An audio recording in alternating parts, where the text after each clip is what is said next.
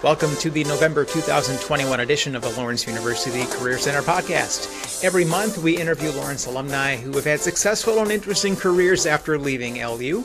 My name is Ty Collins, and joining us this month from the Lawrence class of 1984 is philosophy major Jill Manuel. Jill is currently the director of content for ABC10 in Sacramento, California. Welcome, Jill. Thank you, Ty. I'm really happy to be here. So, Jill, you were a philosophy major, which maybe raised a few eyebrows around the Thanksgiving dinner table with the family. You don't see a lot of job postings for a philosopher. Why did you choose to study that major, and what did you do then right after leaving Lawrence? That's a really good question, Ty, because, you're right. My mom used to tell me philosophy and 10 cents will get you nowhere. I was attracted to it because it was a major that you really had to be a critical thinker. So I found that the subject matter was very rigorous, and I was really interested in kind of digging deeper into that subject matter. I didn't know much about it, and when you're a freshman, you don't know much about anything, and it seemed like a good path forward for me. And so how it has served me, I mean, when I did right out of Lawrence is what I didn't really know what I wanted to do. Obviously. There's, if you don't want to teach philosophy, there's nowhere to go really. However, what I found is that, this degree, as most degrees from, I would say all degrees at Lawrence, really enable you to think critically, to be subject matter experts about a lot of different things. And that really has served me well as a journalist, just because I'm naturally curious about a lot of different things. But my first job out of Lawrence I was a restaurant manager. And until I ended up going to grad school, I went to Syracuse University in about 4 years after graduating from Lawrence, and got a master's in radio, television, and film. And then that, of course, did lead to a long line of communication-oriented jobs. It looks like WBBM in Chicago was kind of one of your first ones. And then you moved up in the industry for the next 10, 15 years or so. Can you tell us about that period of time, maybe the first part of this century, and some of the jobs you had and what that period of time was like for you? I got my first job in television because I basically got the phone book out, and after graduating from Newhouse, which at Syracuse, and I wrote letters to 90 different organizations looking for a job. And of course that's before I graduated in 1984. I know that's quite old by today's standards. So that was how you look for a job, is you had to call people, you wrote letters, you sent hard copies of your resume out. And so then I ended up getting a job working for Fox News Service, which is at that time starting up a news organization in Washington, D.C. And I had never worked as a journalist before, but I joined this organization, and that was my start in the business. So I think the lesson there is that if you know how to think, and you know how to analyze, you know how to write, and again, this natural curiosity is going to be a recurring theme in our conversation, and you can learn, then you can pretty much tackle just about any job. And I grew to really love working in journalism, and I've been doing it now for over 30 years. It is my true calling to be a journalist, and to really make a difference in people's lives. And so, essentially, in this business, just like a lot of other businesses, you work your way up. And I took a slightly, unconventional path, working in a national news organization and then moving into local. But at the end of the day, it really is every job I used, every position I had to gain more experience and to develop as a leader. Because once you get into a leadership position, you're not just doing a job. You've got a lot of people who are really depending on you, and everyone's looking at what you're doing. And so in addition to holding these positions, I've engaged in a lot of leadership training so that I can develop and become the leader that my team needs me to be. Can you talk about the importance of leadership skills, even in someone who's not in a leadership role? I think that is such a great question, Ty, because I tell my team, so I have about 90 people in my newsroom right now, and I tell my team, I want them to lead from wherever they are, and because leadership is not given to you, it's earned. And you can lead any place in the room. And you can be that person to offer up ideas.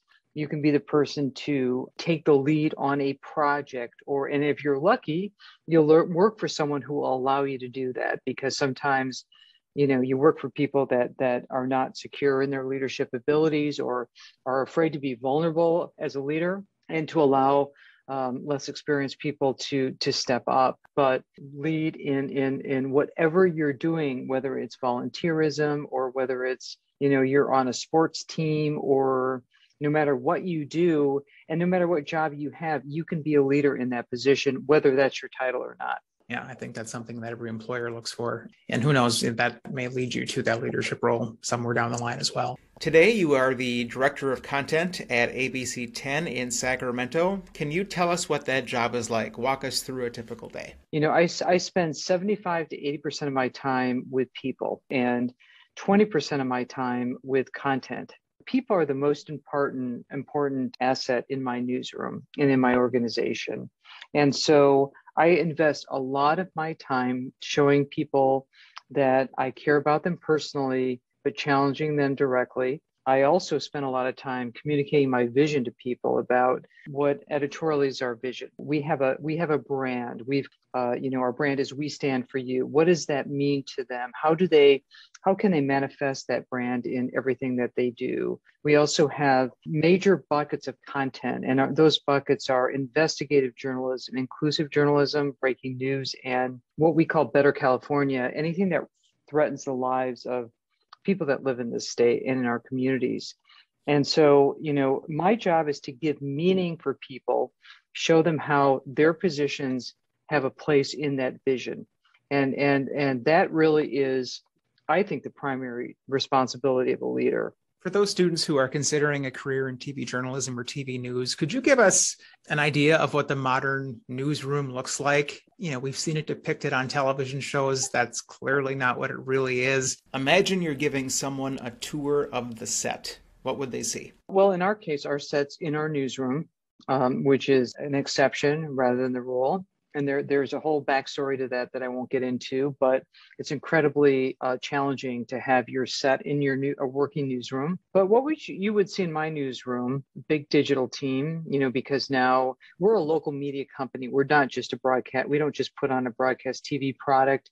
I'm the director of content. That means I'm over digital and broadcast. And so I help my team leverage stories and on their platforms. I have platform champions. And here in Sacramento, it's an incredibly diverse city. And so we hire an incredibly diverse staff. So you would see a lot of folks that are from all different backgrounds. We really try to hire that because in order for us to serve our communities, we need to be diverse enough that we understand what they're interested in and what's important to them. So you would see a lot of diverse folks in here. And for people who are thinking about getting into the business, what you should be thinking about is getting into content creation, because really it's all about, no matter whether it's broadcast TV or digital or your blog or whatever, you're creating content for a platform. And so if you know how to create content, then you can pretty much go anywhere.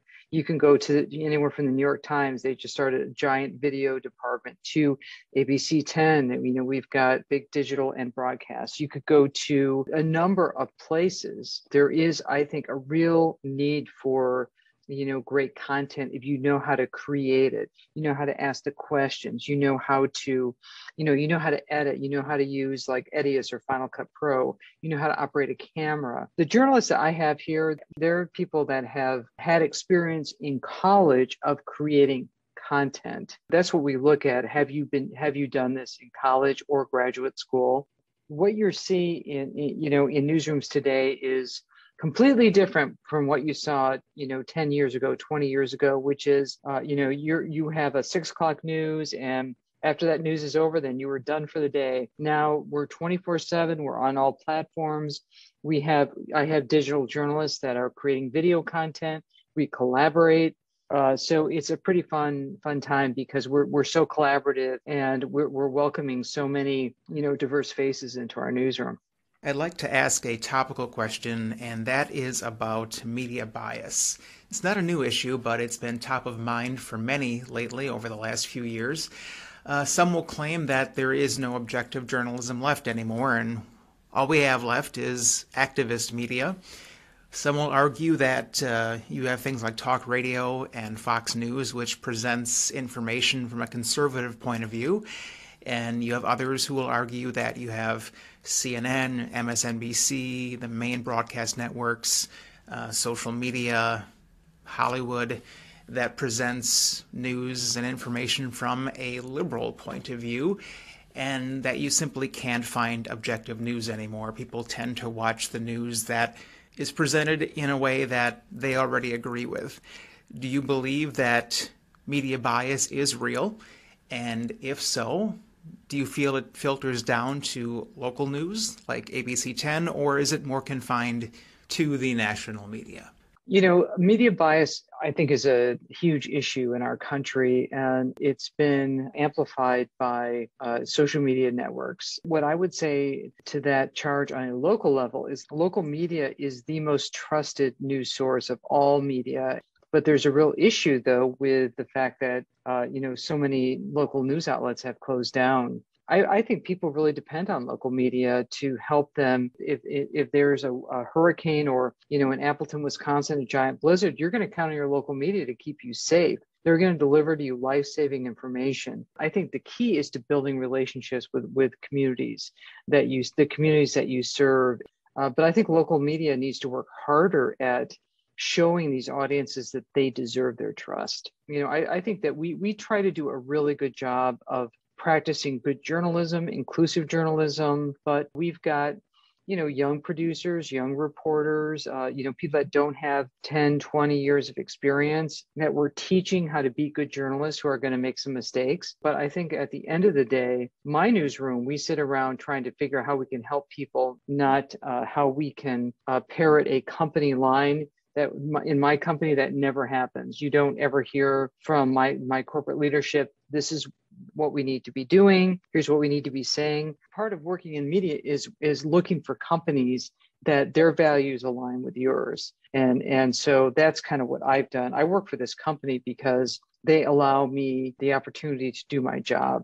You have to really make sure when you're looking for where to work, you are working for a place that allows you and that values quality journalism. There's a lot of good stuff there that prompted several follow-up questions in my mind, but I'm going to limit it to two.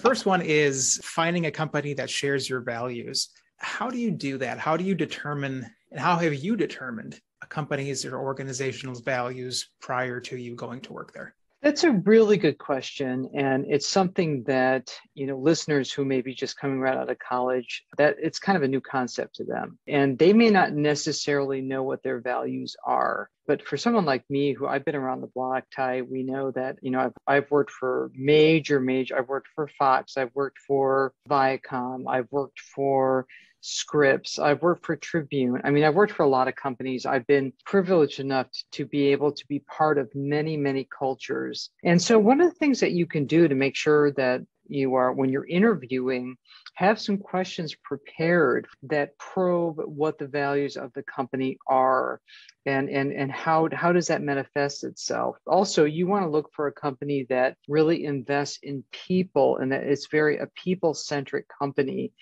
You're not going to be a number, you're going to be an actual person. Try to get an idea of the development activities. What kinds of things are they going to offer you? Are they interested in your career? Are they interested in helping you get to where you want to go? Also, do a lot of reading. And one of the things that I would recommend doing is if you're interviewing for a company, go into YouTube, see if you can get the CEO, a video of the CEO speaking, or on LinkedIn, or because that tells you a lot about the company, because leadership does start at the top. See if you can get a video with the person you're interviewing with speaking, so you can see what they look like, you can hear from them, and then formulate your questions. So, for any interview, You should do a lot of research into the company. You should know what their core values are, but then be ready to have a list of questions that probe that, what those core values are, so you can determine whether or not that's a place you want to work. I think the sooner you can get with a company that will invest in you, I think the better off you're going to be. You also alluded to a few minutes ago the decline or the closings of local news outlets. What's your take on the future of journalism? Where do you think this is going, and what would you tell a student considering getting started? The future of journalism is incredibly bright. I mean, journalism has been a craft for centuries in various forms. Journalism changes people's lives. For example, investigative reporting, looking into and holding the powerful accountable is an essential ingredient to democracy. Without that, and I think there has been a study done of in communities where they've lost a local paper, there's been much more corruption, more rampant corruption, because there's no one to keep people in check. And it was not surprising to me, because people are left to their own devices. Then there will be no accountability to the public, because I feel very strongly that a journalist is there to inform the public and to amplify the voices of those who have no voice. You're their voice. And so I think that the future is incredibly bright. And I think that there are so many different ways that you can be a journalist these days. And there are lots of different outlets. But I really, though, lament the closing of small local papers, and even big ones like the Chicago Tribune has been gutted. And that is a huge loss for the city of Chicago. I remember when the Tribune was a great newspaper, and now it's really a shell of its former self. But then you've got a nonprofit like the Chicago Block Club that's stepping in to fill some of those voids. So it sounds like, in reference to the Chicago publications, maybe looking for those alternatives who've kind of stepped in to fill the void left by corporate restructuring of the major media corporations. There's opportunities in those spaces. The Chicago Block Club was started by a journalist who used to work for Seamus Toomey, used to work for the Chicago Sun-Times. It was like three people started this Chicago Block Club, and they got funding. And I think that there is the nonprofit model. If there is consistent funding for nonprofit newsrooms, I think that is something that could work. And if it's sustainable, I saw that in Cleveland, Ohio, they're going to put together this huge nonprofit newsroom that's got, I think, 25 journalists covering issues of local importance. There are efforts being made to fill these voids, but just like there are food deserts in some communities, there's going to be journalism deserts in some communities, and that's dangerous, because that's when misinformation can seep in, because they're not getting a consistent source of local information that they can trust. So they're turning to their friends on social media. And we all know that's not a great idea. For sure. Definitely do not just get your news from social media. Get your news from reliable sources like ABC10 in Sacramento, who recently won some pretty prestigious awards. You want to talk about that? I would, because I'm really proud of the work that we're doing. We just got named a finalist for the DuPont Columbia Award for journalism, which is equivalent to a Pulitzer Prize. We'll know in February we won. I was just in New York City for a National Murrow Award celebration. We won for a National Murrow, and then we were also nominated for a Peabody Award, which is incredibly prestigious. And the material we were nominated for is a three-part series that is holding Pacific Gas and Electric accountable for killing 84 people in Paradise, California 3 years ago. That was the biggest death toll from a wildfire. PG&E, it may look like this company that is so big, they can do whatever they want, and they kind of have, but we have consistently, this is our third year of holding PG&E accountable for not only the Paradise deaths, but starting most recently the Dixie Fire, which was the largest single fire in California history. So we're being recognized for doing this work. We have a team of journalists that are only working on this story, and we're going to have we've had 3 seasons of this, and we're working on a 4th season to continue to hold them accountable. Well, I wish you luck with that. That's very important work you're doing. Well, time is short. Maybe 1 or 2 more questions yet before we wrap up today. And we're going to go back to your time at Lawrence for this next one. And looking back at your time here, What do you remember most? What about your LU experience still influences you today? And what should a student who has a couple of years left at Lawrence do with their remaining time? My LU experience was transformative.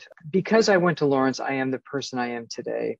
I firmly believe that because the things that I learned, and again, I'll just go back to learning the ability to think, to be curious, to write, to know about things, to problem solve. And also, to this day, I'm still friends with, almost 40 years later, with a very large group of people that we all met freshman year. So I think that really is, there really is a special connection between people that went to Lawrence. If you're still on campus today, then, I would really nurture and cherish those connections and think of these people that you're meeting as people that you're going to be connected to for the rest of your life, that they'll support you. My friends from Lawrence have supported me in everything that I've done, good times, bad times. And so these people are the people that are going to really provide the backbone of your support system going forward. And also, I would recommend that if you're still at Lawrence,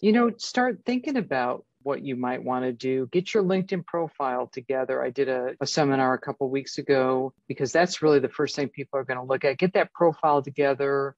Start thinking about how you want to be known in the world and start kind of creating that person on social media, meaning that on LinkedIn, when people go to that page, what do you want people to know about you? What do you want to project? And also you don't have to know what you're going to do when you're in college. I mean, you have plenty of time. Your first job is not going to be the only job that you have. And so I started as a restaurant manager when I first graduated from Lawrence. I managed like a little restaurant, and because I love food, I love to cook and all that. And just don't be afraid to try things. And because one thing can lead to another, you just never know. But if you don't try things, you will never get there.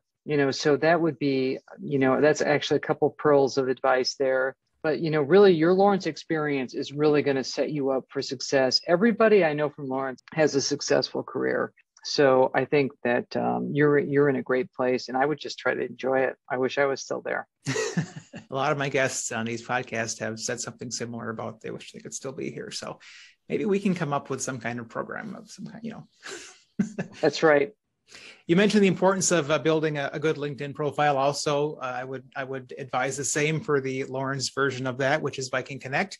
You are on Viking Connect, and if students would like to talk with you more, can they contact you there? They can contact me there, yes, on Viking Connect, or they can reach out to me directly on LinkedIn and send me a message, send me a connection request. But don't forget to, if you have a good profile, then that feeds right into Viking Connect. I'm happy to have a conversation with anybody, or you can email me, jmanuel@abc10.com. Just identify yourself as, somebody from Lawrence, and do I have 10 minutes to chat? Because we'll never get that next generation of great journalists unless people like me take the time now to mentor and pull people along. And that is very generous of you, Jill, to volunteer your time to work with our students. So on behalf of them, I thank you for that. I also thank you for joining us this month on the Lawrence University podcast. Jill Manuel, Director of Content for ABC10 in Sacramento, California. Thanks for joining us. Thanks for having me, Ty.